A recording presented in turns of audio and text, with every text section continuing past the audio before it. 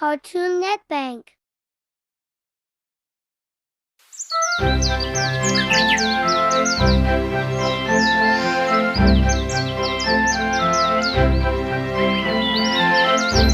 राजा हर्षवर्धन, रानी मैथिली और उनकी राजकुमारी राजेश्वरी वर्ष में एक बार होने वाले राजकीय मंदिर के समारोह में सम्मिलित होने के लिए अपने स्थान पर। महारानी राजकुमारी, ये समारोह हमारी संपन्नता का प्रतीक है। इस समारोह की भव्यता को देखने के लिए देखो कितने राजा हमारे राज्य में पधारे हैं। समारोह प्रारंभ किया जाए। कुछ लोगों ने आकर नृत्य किया। समारोह के अन्य कार्यक्रम प्रस्तुत किए जाएं। एक पिंजरे में भालू को लाया गया। अब देखिए, हमारे बलवान शक्ति सिंह इस खूंखार भालू को चुटकी में काबू कर लेंगे। पिंजरे को खोला तो भालू दौड़ता हुआ बाहर आया।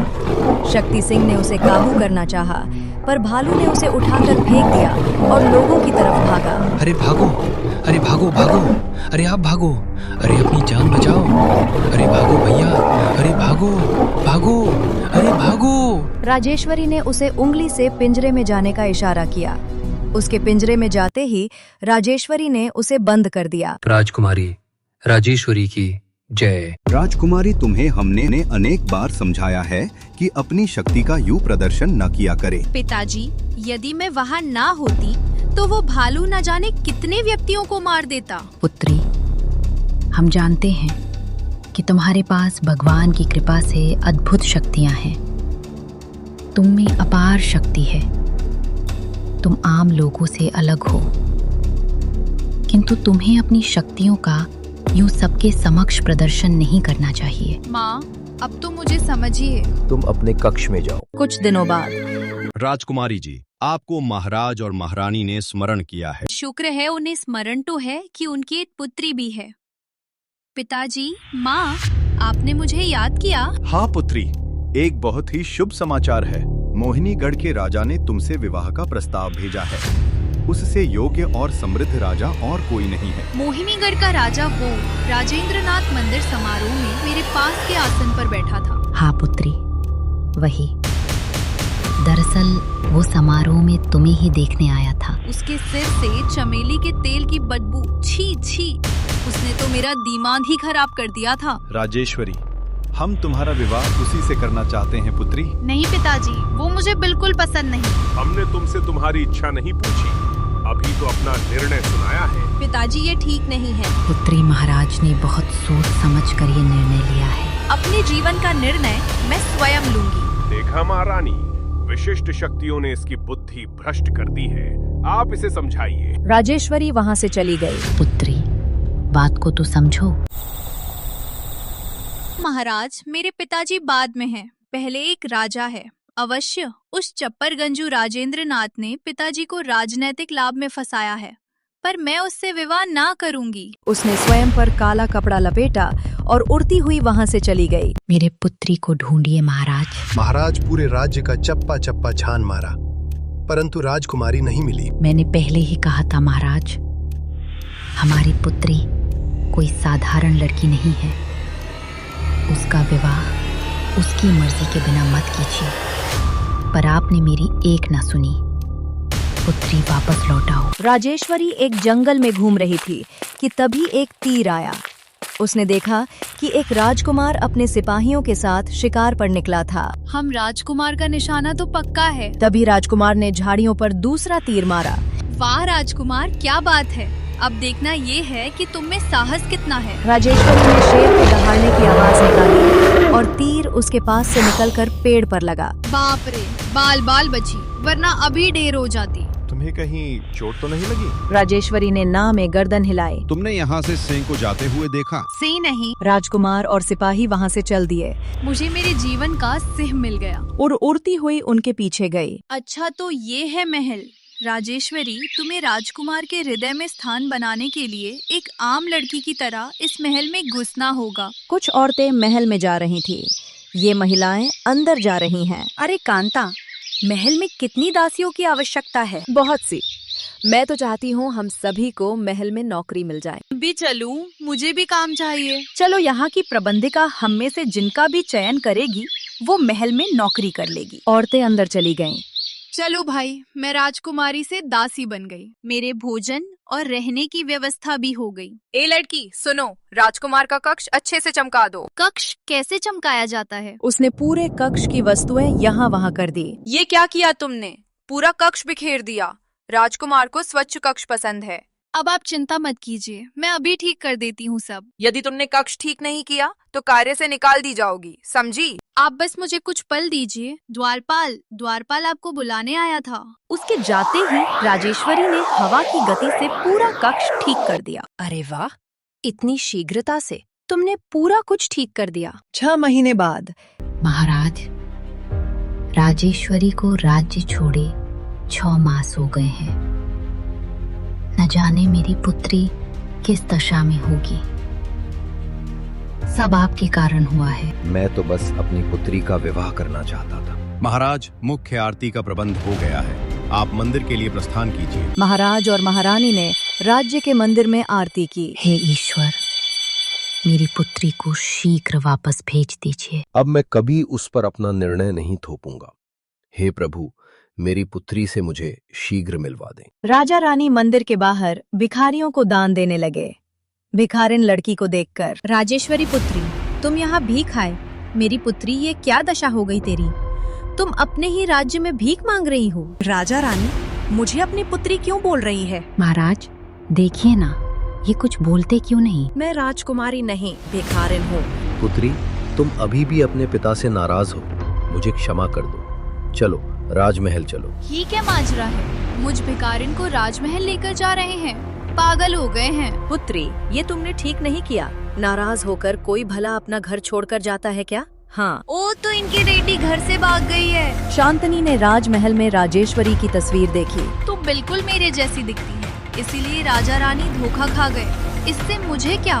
भाग्य मुझे महलों का सुख दे रहा है, तो मैं क्यों पीछे हटूं? शांतनी मजे से राजमहल में आराम करने लगी और वहाँ आराम से रहने लगी। वाह, राजकुमारी का जीवन भी मजे का जीवन है। ऐशो आराम, सब सुख सुविधा।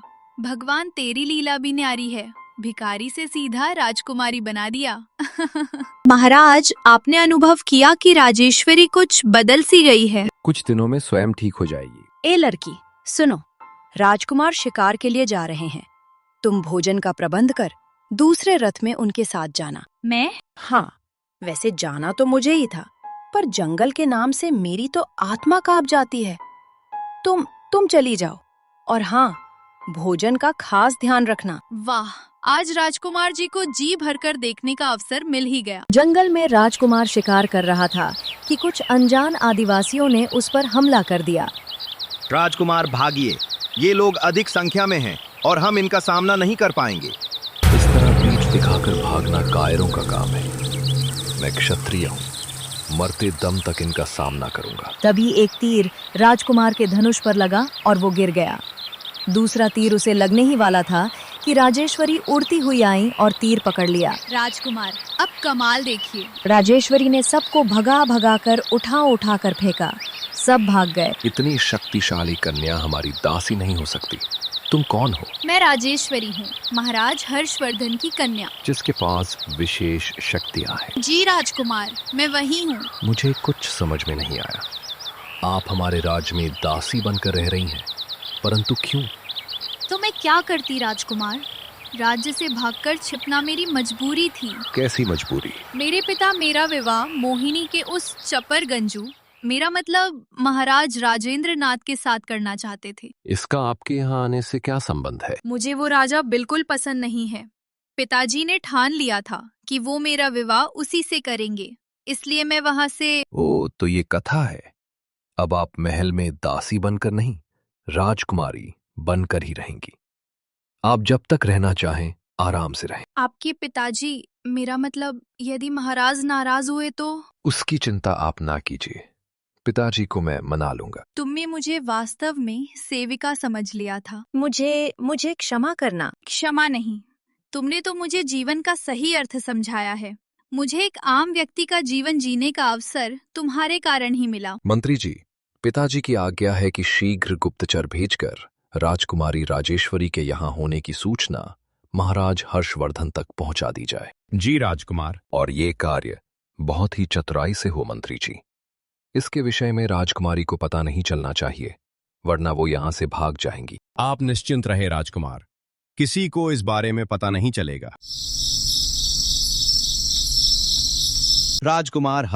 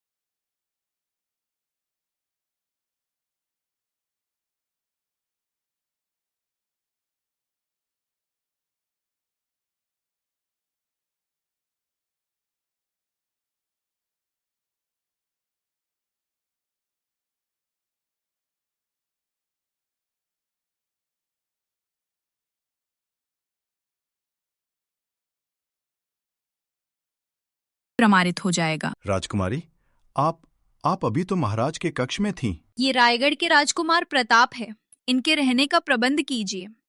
चलिए कुमार, महाराज के कक्ष में। पिताजी, मैंने आपसे कहा था ना, मुझे स्वर्ण आभूषण चाहिए। हाँ हाँ पुत्री, हमें स्मरण है, कुछ ही दिनों में आ जाएंगे। देखे ना हमारी पुत्री अब कितना सवर कर रहती है।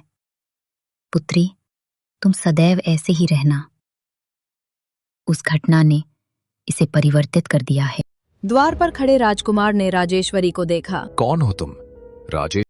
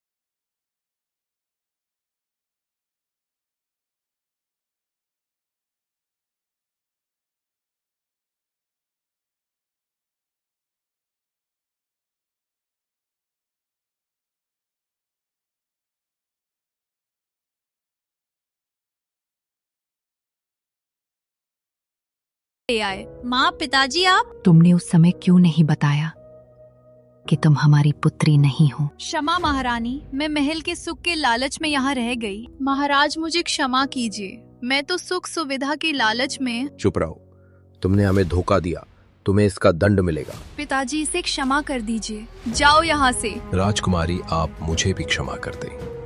मैंने आपके सत्य पर विश्वास न करने का अपराध किया है। ये कौन है पुत्री? राजेश्वरी ने अपने माता पिता को सब बता दिया। शुक्र है मेरी पुत्री को इतने दिन असुविधा नहीं हुई। महाराज, अब मुझे चलना चाहिए। नहीं राजकुमार, अब आप कुछ दिन हमारे साथ ही रहिए। राजकुमार प्रताप, आपको यहाँ कोई असुविधा तो नहीं हो रही? नहीं महाराज, मैं तो यहाँ बड़े आराम से हूँ। राजेश्वरी ने मैथिली को देखा। हाँ हाँ कह रही हूँ। महाराज, आप राजकुमार से? क्या हुआ कुमार? बात यह है कि राजेश्वरी ने हमें बताया कि वो आपसे प्रेम करने लगी है और आपसे विवाह करना चाहती है। यदि आपको ये संबंध स्वीकार है तो मैं आपके पिता के पास विवाह का संदेश। जैसी आपकी इच्छा महाराज। Thanks for watching.